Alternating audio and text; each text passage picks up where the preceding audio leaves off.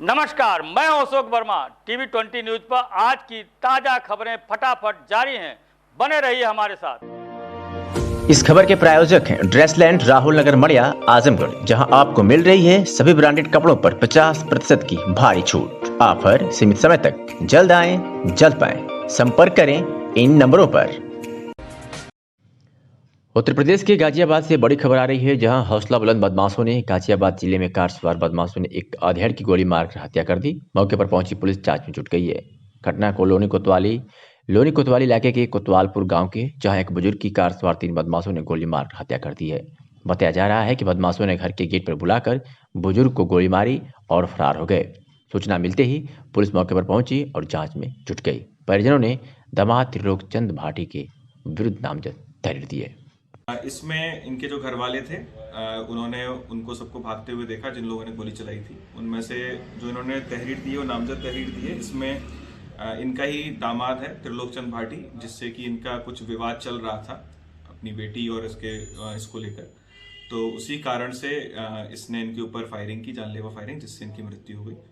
जो तहरीर आई है उस पर FIR दर्ज करके इसकी गिरफ्तारी के लिए टीमें गठित की गई हैं और दबिश दी जा रही है इसके ठिकानों पर। बहुत ही जल्दी इसकी अभियुक्त की और इसके साथियों की जो इसके साथ थे उनकी गिरफ्तारी करके इनको जेल भेजा जाएगा। जिला कांग्रेस कमेटी कार्यालय पर राष्ट्रपिता महात्मा गांधी की 73वीं पुण्यतिथि उपाध्यक्ष पूर्णमासी प्रजापति की अध्यक्षता में मनाई गई। कांग्रेसियों ने महात्मा गांधी के चित्र पर माल्यार्पण कर उन्हें याद किया और नमन किया। इस अवसर पर वक्ताओं ने बापू को याद करते हुए कहा कि बापू आज हम लोगों के बीच में नहीं है, लेकिन उनके विचार हमें शांति, प्रेम, सद्भाव, अहिंसा, भाईचारा तथा बहुत कुछ अच्छा करने की प्रेरणा देते हैं। हम सब संकल्प लेते हैं कि शांति, अहिंसा के रास्ते पर चलते हुए बापू के आदर्शों का पालन करते हुए सांप्रदायिक शक्तियों का मुकाबला करेंगे। देश में अमन, चैन, भाईचारा कायम रखेंगे तथा देश को शक्तिशाली, समृद्धशाली बनाने में अपना योगदान देंगे। कार्यक्रम में मुन्नू यादव, ओंकार पांडे, जगदम्बिका चतुर्वेदी, राना खातून सहित तमाम लोग उपस्थित रहे। इलाहाबाद हाईकोर्ट ने डीजीपी उत्तर प्रदेश को निर्देश दिया है कि वह पुलिस थानों से टॉप 10 अपराधियों के बारे में सूचना देने वाले बैनर हटा लें। इन बैनरों में अपराधियों के नाम और पहचान के साथ ही उनके आपराधिक इतिहास की भी जानकारी दी गई है। कोर्ट ने कहा कि यह संविधान के अनुच्छेद 21 का उल्लंघन है। हालांकि अदालत ने निगरानी के लिए अपराधियों की सूची तैयार करने को गलत नहीं माना है। कोर्ट ने डीजीपी को इस बाबत सभी थानों को सर्कुलर जारी करने का भी निर्देश दिया है। अदालत का मानना है कि थानों के बाहर अपराधियों के बारे में सूचनाएं सार्वजनिक तौर पर प्रदर्शित करना अनावश्यक है और अनुच्छेद 21 का उल्लंघन करने वाला है। ऐसा करना मानवीय गरिमा के विपरीत है। जिसान पूर्व सानू बलबीर सिंह यादव और दुधनाथ सिंह की याचिकाओं पर सुनवाई करते हुए यह आदेश न्यायमूर्ति पंकज नकवी और न्यायमूर्ति विवेक अग्रवाल की पीठ ने दिया है। यूपी के आजमगढ़ जनपद में 3 तलाक का मामला सामने आया। मेनगर क्षेत्र निवासी एक युवक ने दुबई से पत्नी को फोन कर 3 तलाक दे दिया। इससे परेशान पत्नी ने बृहस्पतिवार को थाने में पति समेत परिवार के 5 लोगों के खिलाफ मुकदमा पंजीकृत कराया। पुलिस जांच पड़ताल में जुटी हुई है। जैनपुर कोतवाली क्षेत्र के अलीपुर गांव की आत्मा खातून ने पुलिस को दी तहरीर में बताया है कि मेहनगर कस्बे के हजरत नगर मोहल्ला निवासी मोहम्मद राशिद अक्सर उसके घर आता जाता रहता था। इसी दौरान दोनों में प्रेम हो गया। 2019 में दोनों ने निकाह कर लिया। निकाह के बाद वह पति के घर आकर रहने लगी। शादी के 6 माह बाद ही पति रोजी रोटी के लिए दुबई चला गया। पति के विदेश जाते ही उसकी माँ बहन आदि उससे दहेज की मांग करने लगी और इसके लिए उसे प्रताड़ित किया जाने लगा। ससुराल वालों की यातना से तंग आकर उसने पति से शिकायत की तो पति ने भी परिजनों के बजाय उसे ही डांट फटकार लगाई। पीड़िता के अनुसार 4 माह पूर्व पति ने दुबई से ही फोन कर उसे 3 तलाक दे दिया। इसके बाद ससुराल वालों ने उसे घर से ही निकाल दिया। तब से वह मायके में रह रही है। पीड़ित की तहरीर पर मेहनगर पुलिस ने पति समेत परिवार के 5 लोगों के खिलाफ मुकदमा दर्ज कर लिया है। इस खबर के प्रायोजक हैं Azamgarh public school. Azamgarh public school ने कोरोना के चलते इस बार भी नहीं बढ़ाई फीस। यही नहीं, एक साथ पूरी फीस जमा करने पर आपको मिलेगी 5% की छूट और एक ही माँ बाप के 2 से ज्यादा बच्चे इस स्कूल में हैं तो बड़े बच्चे को फीस में मिलेगी आपको अतिरिक्त छूट। बोर्ड परीक्षा में शानदार प्रदर्शन कर 95% अंक लाने वाले बच्चों को 11वीं के दाखिले में 25% की छूट मिलेगी। आजमगढ़ पब्लिक स्कूल शानदार बोर्ड रिजल्ट के साथ कीर्तिमान स्थापित कर रहा है, तो फिर देर क्यों? अपने बच्चों के उज्जवल भविष्य के लिए आज ही आजमगढ़ पब्लिक स्कूल में दाखिला कराएं और दें अपने बच्चों को एक नई उड़ान। हमारा पता है निकट कोटिला, शंकरपुर चेक पोस्ट, आजमगढ़।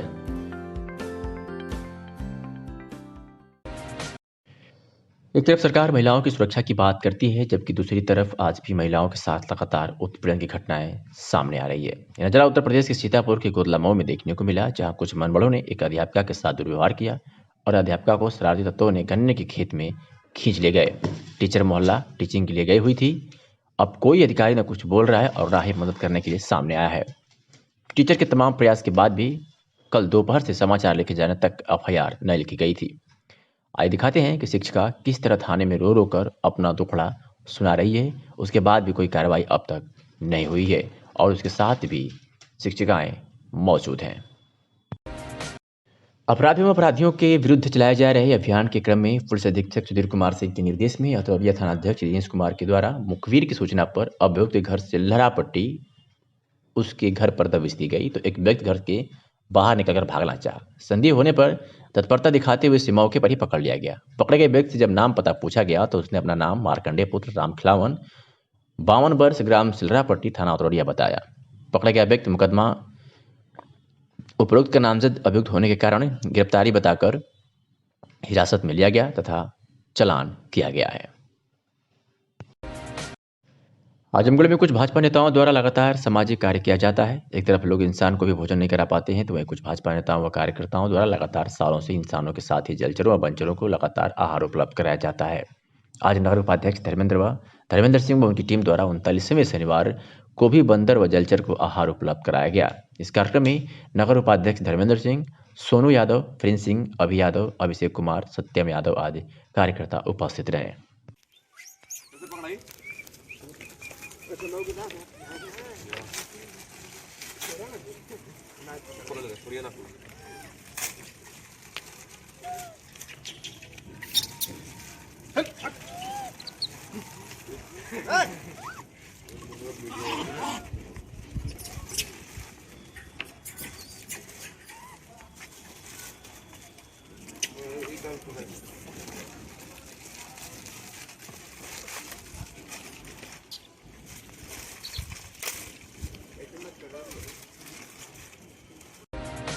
रानी की सराय के प्राथमिक विद्यालय पर रात्रि चौपाल और विश्राम कार्यक्रम में पहुंचे ज्वाइंट मजिस्ट्रेट गौरव कुमार के समक्ष ग्रामीणों ने मुख्य मार्ग चौड़ीकरण में कार्य ठप होने, RO प्लांट बंद होने, शौचालय आवास अवैध कब्जे, नाली खड़ंजी आदि को प्रमुखता से रखी। मौजूद अधिकारियों ने निस्तारण का आश्वासन दिया। इस दौरान तहसीलदार, स्वास्थ्य विभाग, राजस्व विभाग समेत कई विभागों के अलावा उप निरीक्षक अनुपम जायसवाल, दिलीप जायसवाल, संतोष साहू, पंकज राठौर, अभिषेक, नरेंद्र बबलू राय आदि मौजूद रहे। इस खबर के प्रायोजक MS आभूषण भंडार एवं MS मार्ट, परशुरामपुर बाजार, आजमगढ़। हमारे यहाँ भारत सरकार द्वारा मान्यता प्राप्त 750, 833, 916 हॉलमार्क का जेवर ही मिलता है। हमारे यहाँ 50,000 के जेवर पर 1% की छूट दी जाती है। हमारे यहाँ जैन कंपनी की पायल मिलती है और साथ ही साथ BRD इंटर कॉलेज के सामने MS मार्ट, परशुरामपुर बाजार, आजमगढ़ में फैंसी कपड़े से संबंधित सारे सामान उपलब्ध हैं। आपसे निवेदन है कि एक बार सेवा का मौका अवश्य दें। हमारा संपर्क सूत्र है 76074 84 208 और दूसरा संपर्क सूत्र है 7398 02 08 24।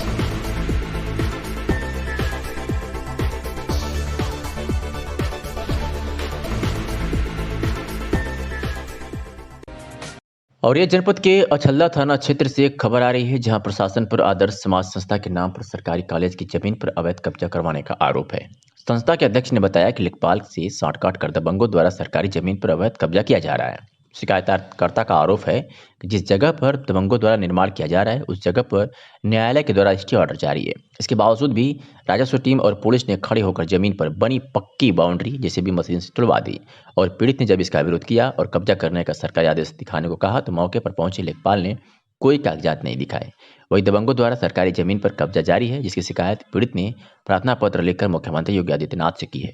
एक तरफ जहां योगी सरकार ने सत्ता में आते ही सरकारी जमीनों से अवैध कब्जा हटवाने के लिए एंटी भूमाफिया एक्ट का गठन किया था, जिसके बाद प्रशासन द्वारा कार्रवाई करते हुए कई अवैध कब्जे खाली करवाए गए, लेकिन उसके बावजूद भी दबंग बाज नहीं आ रहे हैं और सरकारी जमीनों पर अपनी काली नजर जमाए हुए हैं। ऐसे में औरैया प्रशासन को शिक्षा के मंदिर के नाम पर रजिस्टर्ड जमीन पर अवैध कब्जे के आरोपियों के खिलाफ कड़ी कार्रवाई करनी चाहिए। शंकर जी, क्या समस्या आपकी? समस्या ये है सरकार, ये हमारा कॉलेज है, हमारे भाई साहब इसके अध्यक्ष हैं चंद्रशेखर तिवारी, और इस पर राकेश कुमार, किशन चंद, लाल बेटा और शशांक दुबे लेखपाल, अंकित तिवारी लेखपाल ने इस पर नकदी करने के लिए आदेश किया। और हमने उनसे पूछा कि श्रीमान जी, आप मेरे बगैर अनुपस्थिति में आए दूसरे पक्ष को बुलाना अनिवार्य था कि नहीं? उन्होंने कहा नहीं, ऐसा कोई बात नहीं है। तो मैंने उनसे काफ़ी बात की है, उसका वीडियो भी मेरे में वायरल है, वो डीएम साहब को हम अवगत कराएंगे। और उन्होंने कल ला करके खुद वो लोग और पुलिस सहायता लेके कल हमारे विद्यालय की जमीन तोड़ दी, जिस पर माननीय न्यायालय द्वारा स्टे पारित है आज की इस तारीख में। वर्तमान में इस जमीन पर स्टे था? हाँ, वर्तमान जमीन पर स्टे था। मैंने उनको दिखाया, उन्होंने किसी बात से देखने से इनकार कर दिया। ना मुझे कोई कॉपी दी गई, ना कुछ कहा गया। हमारा सारा स्टाफ था। जब ये जेसीबी से दीवार गिराई तब आपको इससे पहले कोई सूचना दी गई? कोई सूचना नहीं दी गई सरकार में। ये जमीन किस नाम से है? आदर्श समाज माध्यमिक विद्यालय सरकारी जमीन है? सरकारी जमीन है सर।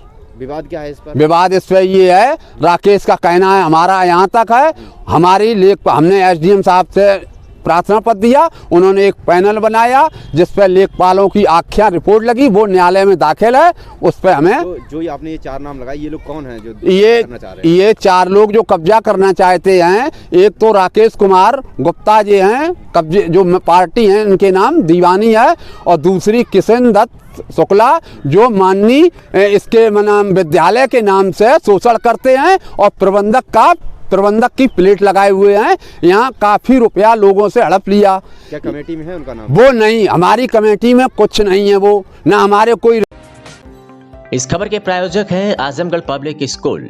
आजमगढ़ पब्लिक स्कूल ने कोरोना के चलते इस बार भी नहीं बढ़ाई फीस। यही नहीं, एक साथ पूरी फीस जमा करने पर आपको मिलेगी 5% की छूट, और एक ही माँ बाप के 2 से ज्यादा बच्चे इस स्कूल में हैं तो बड़े बच्चे को फीस में मिलेगी आपको अतिरिक्त छूट। बोर्ड परीक्षा में शानदार प्रदर्शन कर 95% अंक लाने वाले बच्चों को 11वीं के दाखिले में 25% की छूट मिलेगी। आजमगढ़ पब्लिक स्कूल शानदार बोर्ड रिजल्ट के साथ कीर्तिमान स्थापित कर रहा है, तो फिर देर क्यों? अपने बच्चों के उज्जवल भविष्य के लिए आज ही आजमगढ़ पब्लिक स्कूल में दाखिला कराएं और दें अपने बच्चों को एक नई उड़ान। हमारा पता है निकट कोटिला शंकरपुर चेक पोस्ट आजमगढ़। जिलाधिकारी राजेश कुमार की अध्यक्षता में कलेक्ट्रेट सभागार में देर शाम खाद्य सुरक्षा एवं औषधि प्रशासन आजमगढ़ की पुनर्गठित जिला स्तरीय समिति की बैठक संपन्न हुई।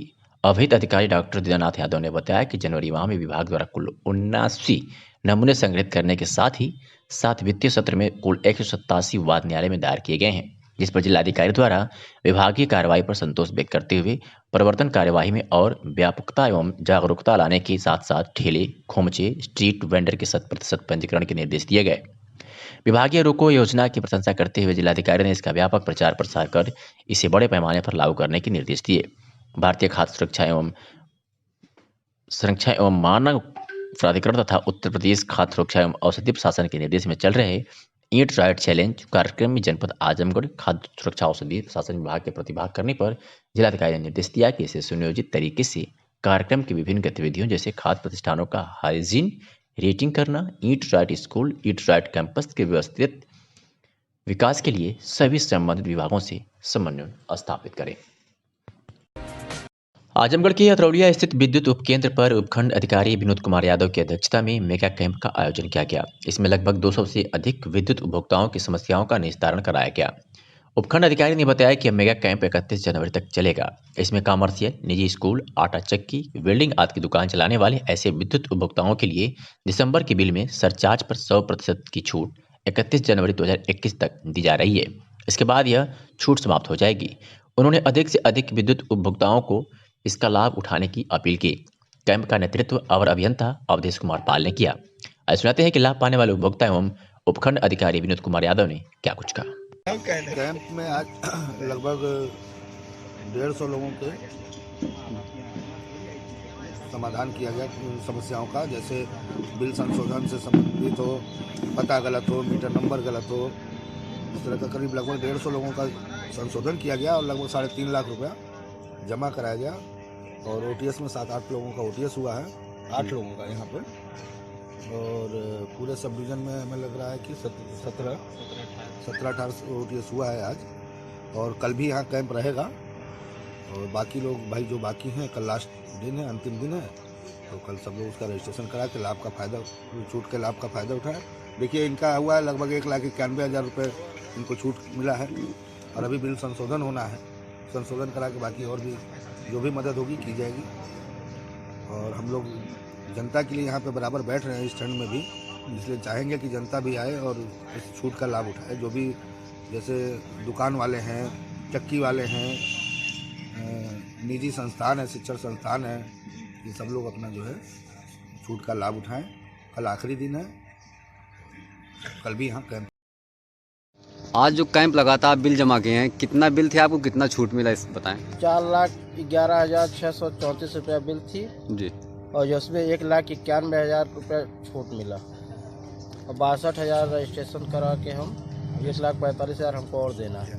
उसमें भी संशोधन होने के बाद जो होगा वो जमा कर देंगे। ठीक ठीक और ठीक। इस योजना से हम बहुत खुश हैं। हाँ, इस योजना से हम बहुत खुश हैं। जिलाधिकारी राजेश कुमार द्वारा कलेक्ट्रेट सभागार में महात्मा गांधी की 73वीं पुण्यतिथि पर महात्मा गांधी के चित्र पर पुष्प अर्पित कर श्रद्धांजलि अर्पित की गई। इसी के साथ ही गांधी जी की आत्मा की शांति के लिए 2 मिनट का मौन रखा गया। इस अवसर पर जिलाधिकारी ने बताया कि आज 30 जनवरी 2021 को महात्मा गांधी की 73वीं पुण्यतिथि के मौके पर पूरा देश बापू को याद कर रहा है। 30 जनवरी को अतरौलिया में बिना नोटिस और मुआवजा दिए भूमि पर कब्जा किया जा रहा है, ऐसा आरोप ग्रामीणों ने लगाया है। बता दें कि स्थानीय क्षेत्र में गोरखपुर लिंक एक्सप्रेसवे कार्यदायी संस्था द्वारा भूमि अधिग्रहण का कार्य पूरी प्रगति पर है, जिसमें कटोरी, मंडोही, सैनपुर, थिराई पट्टी आदि गांवों के अधिग्रहण का कार्य किया जा रहा है। ग्रामीणों का आरोप है कि बिना नोटिस और भूमि का मुआवजा दिए बिना ही भूमि को कब्जा किया जा रहा है, जिसकी सूचना मिलते ही उप जिलाधिकारी, क्षेत्राधिकारी, तहसीलदार तथा कार्यदायी संस्था के कर्मचारी एवं स्थानीय पुलिस मौके पर पहुंच गई। तहसीलदार शक्ति प्रताप सिंह ने बताया कि अधिग्रहण में अवार्ड की घोषणा हो चुकी है तथा पेपर में भी प्रकाशित हो चुका है। अवार्ड घोषणा के बाद जमीन पर सरकार का कब्जा माना जाता है। आइए सुनाते हैं कि उप जिलाधिकारी बुढ़नपुर अरविंद कुमार ने क्या कुछ कहा।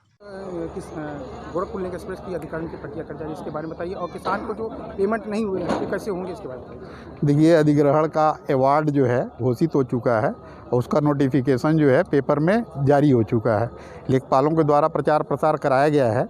जिन लोगों को इसमें सहमति है वे special land acquisition officer Azamgarh के यहाँ जा कर के अपना 3 फोटो, आधार कार्ड की छाया प्रति, बैंक पासबुक की प्रति, एक ID प्रूफ और लेखपाल द्वारा सत्यापन रिपोर्ट लगवा करके अपना पेमेंट सीधे अपने खाते में प्राप्त कर सकते हैं। इस खबर के प्रायोजक हैं ड्रेसलैंड, राहुल नगर, मड़िया, आजमगढ़, जहां आपको मिल रही है सभी ब्रांडेड कपड़ों पर 50% की भारी छूट। ऑफर सीमित समय तक, जल्द आएं जल्द पाएं, संपर्क करें इन नंबरों पर। कलेक्ट्रेट कचहरी स्थित सपा कार्यालय पर राष्ट्रपिता महात्मा गांधी जी की 73वीं पुण्यतिथि पर उनके चित्र पर पुष्प अर्पित कर पार्टी के नेताओं ने नमन किया। सपा कार्यकर्ताओं ने अपने विचार व्यक्त करते हुए कहा कि आज के दिन ही सांप्रदायिक पूंजीवादी विचारधारा के गोडसे ने गांधी जी की हत्या किया था। उसका संबंध RSS से था। हत्या में प्रयुक्त की गई पिस्टल एक महंत द्वारा दी गई थी। महात्मा गांधी की हत्या का मतलब सांप्रदायिक, सामाजिक सद्भाव व धर्मनिरपेक्ष विचारधारा की हत्या है। आज दुनिया में महात्मा गांधी के सत्य अहिंसा के सिद्धांत की चर्चा हो रही है। दुनिया गरीबी, बेरोजगारी, महंगाई, भाईचारा, समरसता से ही दूर हो सकती है। महात्मा गांधी ने सत्य अहिंसा के माध्यम से आज़ादी दिलाई, जिसके कारण संविधान के माध्यम लोकतांत्रिक व्यवस्था बनी। लेकिन आज लोक पर तंत्र हावी हो गया है। गरीबी, बेरोजगारी, महंगाई, अराजकता, सांप्रदायिकता, फासिज्म बढ़ता जा रहा है, जिससे देश पुनः गुलामी के मुहाने पर खड़ा दिखाई दे रहा है।